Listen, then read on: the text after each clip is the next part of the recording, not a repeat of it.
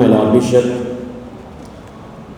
Venerable Archdeacon, Father Chaplain, eminent members of the Board of Governors, College Executive Council, College Management Team, members of staff, my fellow old boy and friend Mr. Araliya Jayasundara, Senior Prefect, Prefects, and my dear friends. May God forgive my colleagues in the College Executive Council for the sin of vainglory. I was unaware of these events and the agenda. Usually I like to speak without a script. Given the intensity of emotions and the situation, I'd rather look at the script and speak. I have spent a good part of my life finding words for other people's occasions, for assemblies, funerals, weddings, prize givings, for boys who needed a blessing before an exam or a rugby match or any sporting event. I always assumed that when my own turn came, the words would be waiting for me, patient in some corner of my heart. They were not. I have written and rewritten this reflection more times than I care to admit, and I stand before you this morning still not entirely certain whether I have found the correct words. So I ask your forbearance and patience. Let me simply speak plainly as a man ought to speak when he is handing something so very precious into other hands. There is a line in the Rubaiyat of Omar Khayyam that has come to my mind more often than I expected these past few weeks. Awake, for morning in the bowl of night has flung the stone that puts the stars to flight. Every leader, custodian wakes one morning to find that his night is over, whether he is ready for it or not. Mine has come today. So let me use what light remains to me this morning to share some personal musings. I came to this hall first as a boy in a tie too big for me, terrified of the principal and in awe of the chapel bell. I did not know then what it would mean to belong to Trinity. I certainly never imagined that the same boy grown old and graying and vowed to God would one day be entrusted with the mantle of leadership. To walk from student to custodian of our alma mater is a grace given to very few men in any generation. And I have never, not once, in 5 years and 10 months, stopped being overwhelmed by it. Our own college song confesses that though long we've missed the sight of her, our hearts may not forget. It is a tender line that a true one for most who wear the red, gold, blue. But I must confess of something different this morning. I have not missed the sight of Trinity because I have never had to. I have always kept sight of Trinity College through every window in my office and my bungalow, on every walk across these grounds, in every face of this hall, close enough to touch. That has been the particular mercy of this office. Most old boys must carry Trinity in memory alone. I have been permitted by the grace of God for 5 years and 10 months to carry her in the flesh. Every single morning from the 1st October 2020 to this date, I have woken up half in disbelief that Trinity was mine to serve. I say this not to speak of myself, but to speak of what this office is: trust, held briefly on behalf of something far nobler and far more enduring than any one principle. I was never the owner of this school. I was only a servant for a season.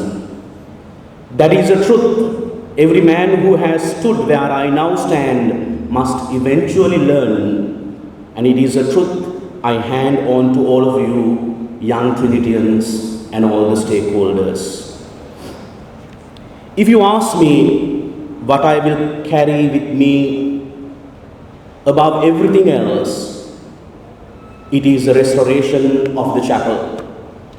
That building has heard more prayers, more supplications, more cries, more trembling voices asking God for courage than any of us will ever fully know. To have had a hand in giving her back her dignity, reverence, her stone cleaned, her windows mended, her silence made whole again, her murals restored, will always remain for me the singular grace of my custodianship. A school may build many things in a generation, but few are as sacred as the house of God's worship. I thank God who permitted to tend to our chapel. We have labored together on many fronts. We ventured into initiatives so that a Trinitarian's formation would never again be confined to a mark or a report card, but would reach towards skills, aesthetics, sports and craft and service, the quiet disciplines that make a boy into a man of substance. And only weeks ago, I watched a rugby season that reminded, in the oldest language this hill knows, what courage on a field can still do for a school's soul. The very thing our own school song means when it asks, of the stars and sounding vanities that half the crowd bewitch, what are they but inanities to him that treads the pitch? But I will not stand here and pretend these were years of ease, because you were there and you know they were not. We navigated a pandemic that emptied this hall, that silenced the bell and scattered the boys and left us to wander in the dark whether Trinity we knew would survive being apart from her students. We lived through social unrest, we lived through political chaos, we lived through natural disasters. There were nights I did not know how Trinity would open her gates the following morning, but she always did.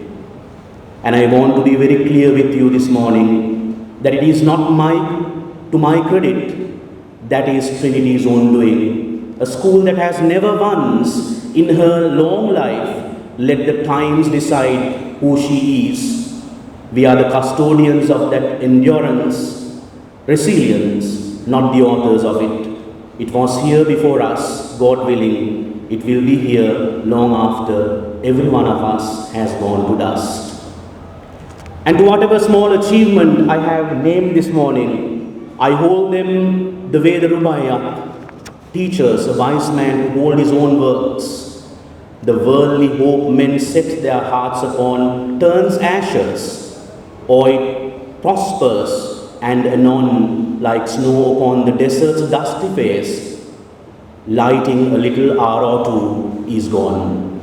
A chapel restored, a court built, a season won, these matters, and I do not pretend otherwise.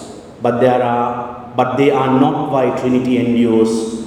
She endures because of something no custodian built and no custodian can take credit for. I did not carry the school alone.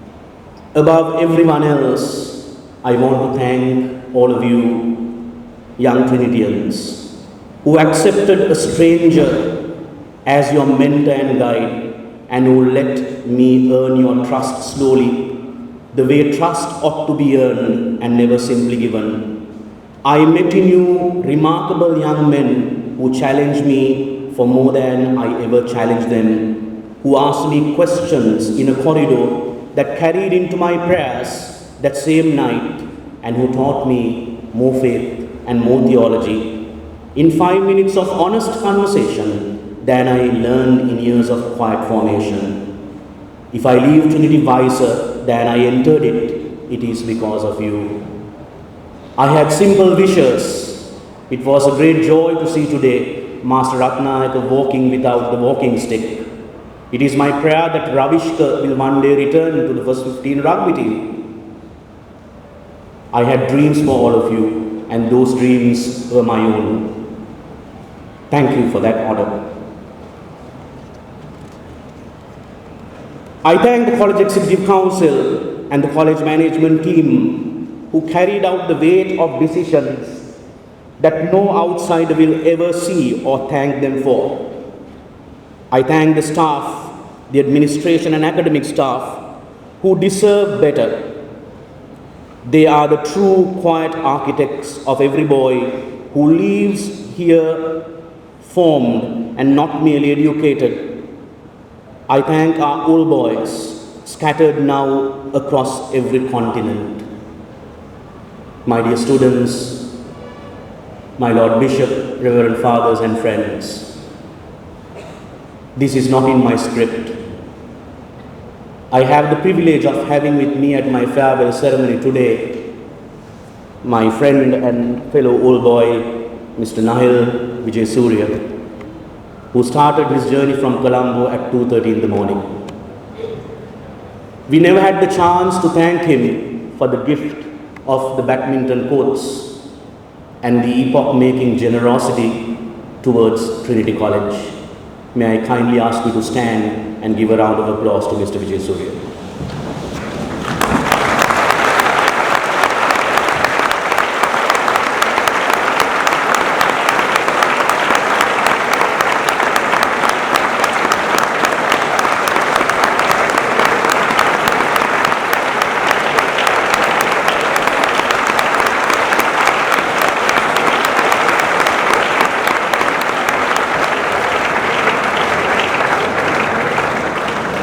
Thank you.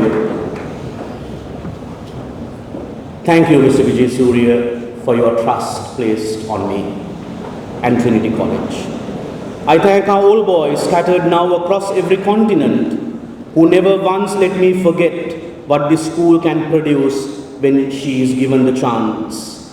I thank Right Reverend Bishops Nishanta, Dushanta, Bishop Dilo and Bishop Kirti and the Board of Governors who took the improbable step of trusting a Benedictine monk with a school and who bore with me patiently. I thank my spiritual family, the Silvestro Benedictines, who helped me in prayer, and I thank my own parents and my brother and his family, who taught me long before Trinity ever did that service and sacrifice are the very same word wearing different clothes. Trinity will always stand a little apart from her times. Not because she resists the world out of pride, but because she has refused, generation after generation, to trade her values and soul for notice and show. These are not words we print on banners for the Founders' Day and forget by the morrow. They are the only real inheritance we must hand a boy when he walks for the last time through the west entrance of the chapel. I think often too of another line from the Rubaiyat. The morning finger writes, and having writ moves on. Time does not wait for any custodian. However dearly he loves his post, however unwilling he is to lay it down. And in the words of Khalil Gibran, writing of his own farewell to a people he had come to love, who said that parting is only a moment of rest upon the wind, before the wind carries us onward to serve again. That is exactly how this morning feels to me. Not an ending, a moment of rest, before I am carried on by the Creator. I am a Trinitarian, and it grieves me genuinely, and more than I can easily say, to cease serving my alma mater. But while I was ever a Trinitarian, at a moment of my life, I was called to serve God's kingdom. And beckoning now asks me, and that beckoning now asks me to move on. The bird of time has but a little way to flutter, and the bird is on the wing, says Rubaiyat again. My little way has been flown.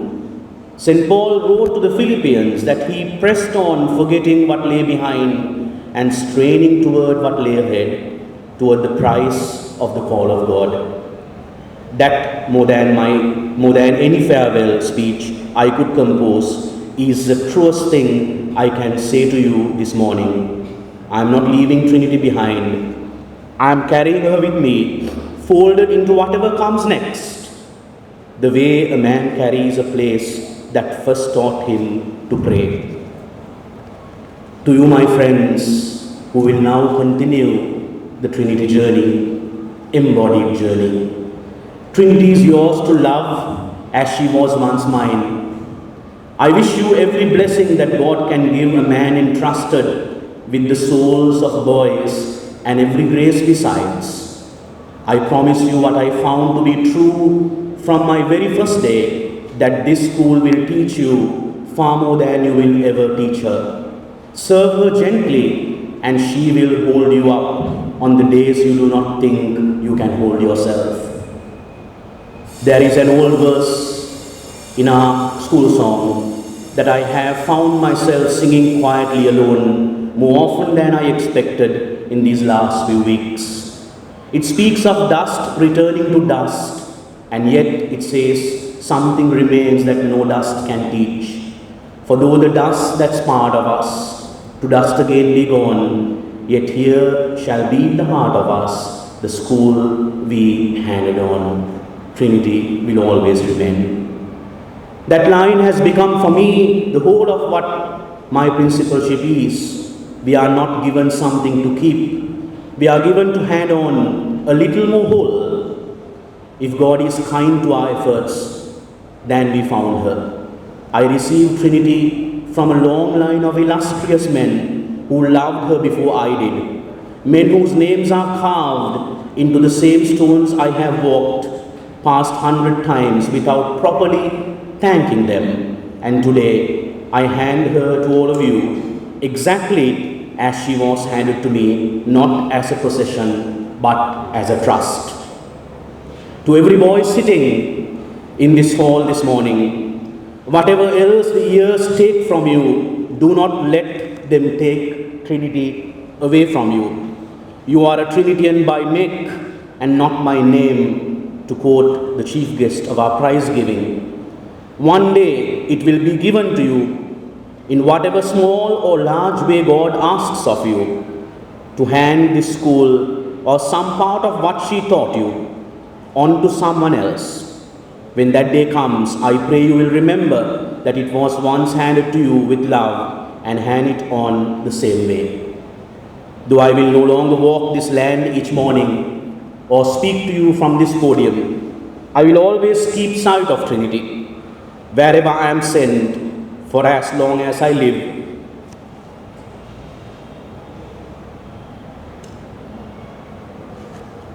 The school we handed on will remain long after every voice in this hall this morning has fallen silent, the heart of us. God bless Trinity College. God bless every one of you. Respice finem. Thank you.